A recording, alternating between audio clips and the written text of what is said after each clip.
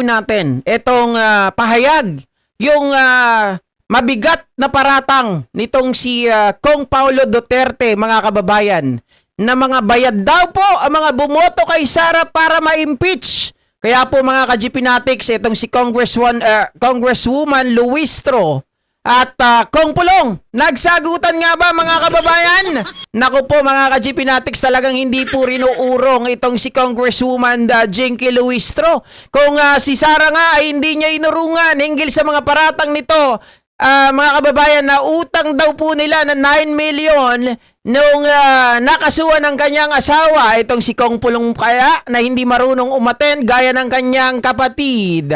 Ito po ang pag-usapan natin mga kababayan, kasi lumalabas po ngayon na pinagbibintangan itong grupo ni Congressman Sandro Marcos na kumikilos mga kababayan na nagbayad daw, kanila daw ginagamit ang GAA, ang pondo mga kababayan ng mga kongresista, para sa kanilang mga constituents. Ang kapalit daw po ay pagboto, mga ka-GP Natics. Alin doon sa mga complaints laban sa Vice Presidente ang sigurado kayong madadali siya o tatablan siya? Kasi maraming reklamo, di ho ba? Alin doon yung sure ka na tatamaan siya at tatablan siya? Ako, Alvin, sure ako dun sa tatlo. For me, the evidence, sure ako dun sa tatlo. The evidence are all strong. Kasi dito sa confidential fund, remember, 4 pala yan kasi hiniwalay nila yung bribery. Oo. So yung confidential fund, remember, may decision denying the appeal, may additional 3 notices of disallowance, at least in as far as COA is concerned, talagang may violation. Slowly but surely. Circular 2015-01. Second, dun sa bribery, you will remember these 3 DepEd officials na umamin na. Mercado, Osias, and Alcantara ba yun? Catalan. Yung 3 DepEd officials na umamin na. About the allegations of unexplained wealth, paano ba yan i-explain? Ang SALN mo, 88 million. Naka-zero declaration ka pa from 2019 hanggang 2024. And then the AMLAC report is showing 6.7 billion. The SEC audited financial statement is showing losses of her private companies, So how will you reconcile that? Kahit tumutok lang tayo dun sa 6.7 billion na transaction, bakit hindi mo yan nakita dun sa SALN when the mandate to the government officials is to disclose? Sabi ko nga sa opening statement may hulog on talaga. The April 22 hearing, di ba? Etong pagtalakay ng unexplained wealth, this is the territory of forensic truth. Kasi dokumento ang magsasalita. Hindi yan nagsisinungaling. Correct. Hindi mo yan kayang takutin. Hindi mo yan kayang kumbisihin. Because numbers do not lie. How will you justify your SALN if your AMLAC is showing 6.7 billion transaction? Doon pa lang. Kung buksan pa ng Senate yung BIR box, di ba? So, bagaman I do not know yet what will appear from the BIR box. But actually, mga kababayan, hindi lang sa maleta, Mamerian. Marami na nagsasabi, paulit-ulit kong sasabihin, ang pera ng mga Duterte, nakakalat yan sa mga allies nila. Si Kibuloy, di ba? Yung iba ng mga tauhan nila, na matataas ang katungkulan din dati sa gobyerno. Tapos yung mga maliliit na mga bata nila na ngayon ay nagtatanggol sa kanila, na kahit na pumangit yung mga muka sa pagsisinungaling, diyan nakatago yan. May nagsabi na po sa amin yan ng mga dati ring mga DDS. Pero the SEC has testified already na losses lahat ng companies nila. And if I may complete, Doris, yung threat naman, I totally agree with Congresswoman De Lima. Res ipsa loquitur. What you see in the video speaks for itself. Threat was committed. A threat is a threat is a threat. Saka yun yung mas arok. Yun yung mas arok ng sambayanan Yung gets mo kagad, diba? Tama na isingit natin yung tanong ni Pao Atienza. Eto kasi na, mga sinabi kababayan. pa si Attorney Rico Domingo Kong, dapat daw pagsumitihin ng memorandum si Vice President Sara Duterte para suportahan ang kanyang posisyon laban sa kanyang impeachment complaint. Bahagi ito ng due process para hindi muling ma-technical ng kampo ng Vice Presidente? What do you think? The rule says may, quote unquote, Oh. which means it is discretionary whether to require submission or not. No? Doon sa binasa ko kahapon sa rules, before I pronounce that the impeachment complaints are submitted for resolution already, yes, it made mention about the submission of memoranda, Mm-mm. but it Tito Josephine. uses may, which Opo. means you may require or you may not require. It is discretionary. Yeah. Okay. Thank you. And to add to that, anong isa-summarize nila sa memoranda? Eh wala naman silang present. Mhm. Opo. Di ba? The Oh, tama, memoranda wala is naman.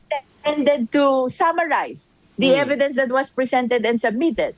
In the cases of the complainants naman, you will remember that they delivered a summation speech along with the video of Kong Laila. Kong Benny Abante likewise delivered a summation speech. That is a summary of the evidence that was presented. Mhm. Okay, Alright. go. Kung ano po ang reaksyon nyo doon sa sinabi po ni Congressman Paulo Duterte na Sa dulo, no? binayaran yung ibang kongresista dyan Parang para pinraso, tinakot na wala kayong pondo sa mga Oo, proyekto nyo. Pag wala hindi kayo kayong bo- matatanggap na pondo kung hindi kayo boboto dito. Ay, kung boboto kayo, tama ba? 4. Oo.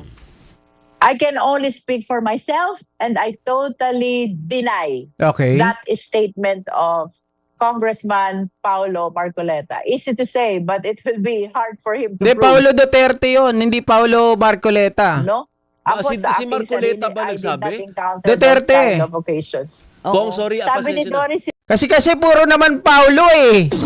Paulo, ayun sabi ko nga sa inyo lahat puro Paulo. Paulo Marcoleta, mga kababayan, Paulo Duterte, Paulo Panelo, wisit na yan, puro Paulo. si Marcoleta daw Hindi eh. po, Sino ma'am. ba? Parang si Duterte. Oh, Paulo Duterte. Duterte. Okay. Oo. Okay, so even if it is Kong Paulo Duterte who said that, I deny that. Mhm. But I can speak for myself only, no? Okay. Opo. Sige po. Ma'am, thank you ha. Maraming salamat sa oras po ninyo. May Thank you, susunod ma'am. pang guesting si ma'am. So ayun, maliwanag mga kababayan na dinideny ni Congresswoman Jinky Luistro yung paratang na ito ni Congressman Paulo Duterte. At ito naman po ang sabi dyan ni Congresswoman Laila de Lima. Tapos ang mga House members para kumbinsihin sila na bumoto pabor sa impeachment to elevate it at the Senate. What's your Ma'am Sara Maldita. What is that again? na pinatawagan daw po ni Majority Leader Santo Majo. Marcos yung mga lawmakers para mag-convince na iboto sa plenary yung impeachment, yung articles of impeachment para ma-elevate sa Senate in exchange for projects daw po. Siyempre po, hindi ko po alam yan. Siyempre po, paano, I'm not in any position to confirm or deny that. Pero, yun na nga, ako ay membro ng komite. Diba, I'm an ex-officio member of the committee. Wala naman pong tawag sa akin ang majority leader. So, siguro mga haka-haka lang yan, siguro ay paninira lang yan, insulto rin po yun sa iba pa na mga bumoto in favor of the finding of probable cause. Kasi unanimous eh. Unanimous. Siyempre, maiinsulto po sila, magagalit po ang Oo. mga yan kung yan po ang pinapakalat na naman nila na balita. Pero sa tingin ko po, hindi po yan totoo. Okay, mga kababayan, maliwanag din na sinabi ni Congresswoman Laila de Lima na hindi totoo, ito ay paninira lamang. Kasi ganito yan, mga ka-GP Natics, kung talaga kayo ay may pagbibintang, no?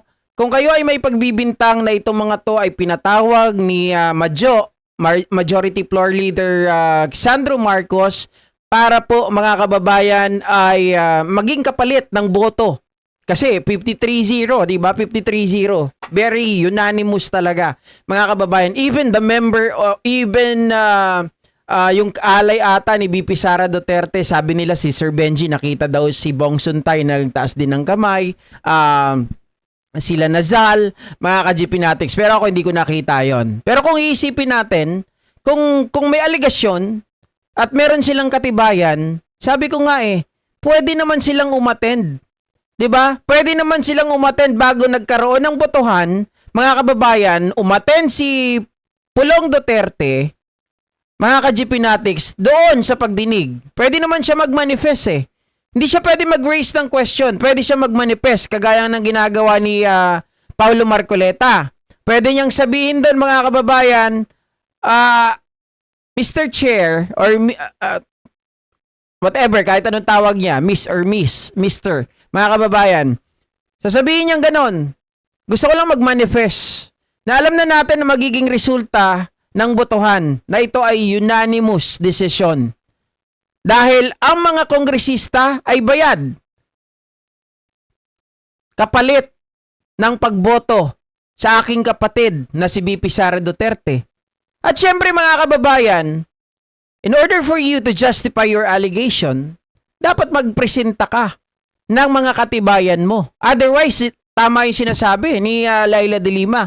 Yan ay isang haka-haka, yan ay gawa-gawa, yan ay gawa lang ng isang malikot na kaisipan ng isang mga kababayan hindi makatulog na tao dahil yung kapatid niya at any given time maaari pong ma-impeach. At kapag nawala na ito sa pwesto, maaari rin makasuhan ng mga criminal charges. At syempre kapag ito ay na-impeach, tatanggalin po yung pwesto niya, mga kababayan, bilang vice presidente. At pag ang conviction, ang penalty ay nagkaroon din ng perpetual disqualification, di wala na yung pangarap nila makabalik sa Malacanang. Kaya patatakbuhin na lang nila si Baste, mga kababayan, kapartner daw si Robin.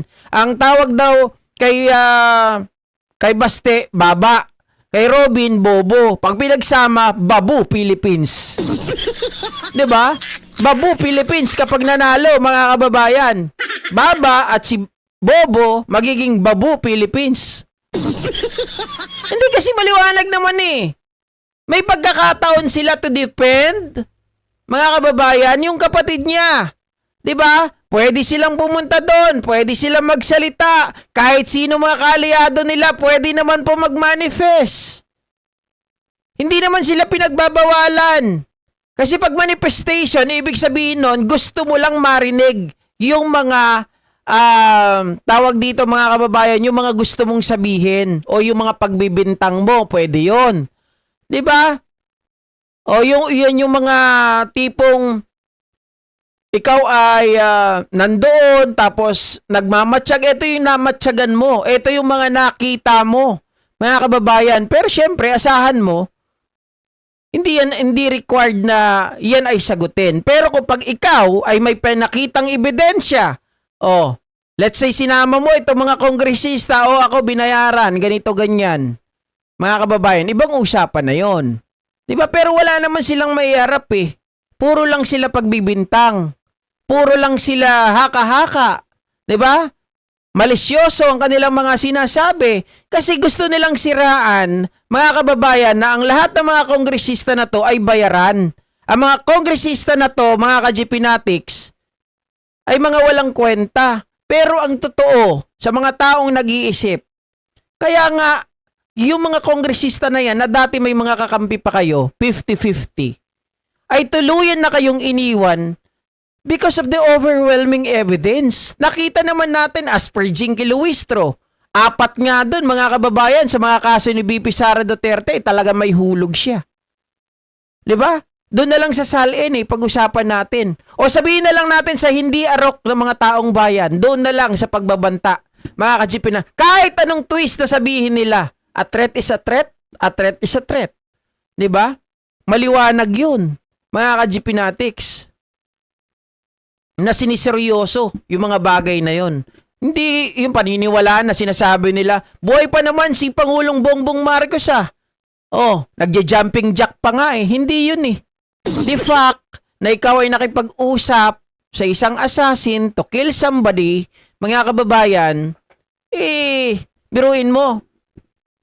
Anong klaseng utak mayroon ka? Vice President ka. Kukontak ka ng tao para pumatay sa presidente. Alam naman natin na bilang presidente, vice president, spare tire ka ng presidente. Kapag may nangyari doon, ikaw ang lubusang makikinabang. 'Di ba? Sabi ni Berhil Gray, hinika na ang PI na matanda, mayabang pa rin ang gago. Si Marcoleta Jr. nagmanifest, kayo hindi siya member kaya walang kwenta pinagsasabi niya. 'Di ba? Pwede naman yun eh. Pero wala silang lakas ng loob. Mga kababayan. Anyway, hanggang dito na lamang po ang ating live streaming ngayong araw, mga kababayan. At pagkita-kita po muli tayo mamaya. Maraming salamat po. Sa mga hindi pa po nagla-like dyan, baka pwede po kayong mag-like na. Joke nga eh. Diba? Okay, bye-bye guys. See you.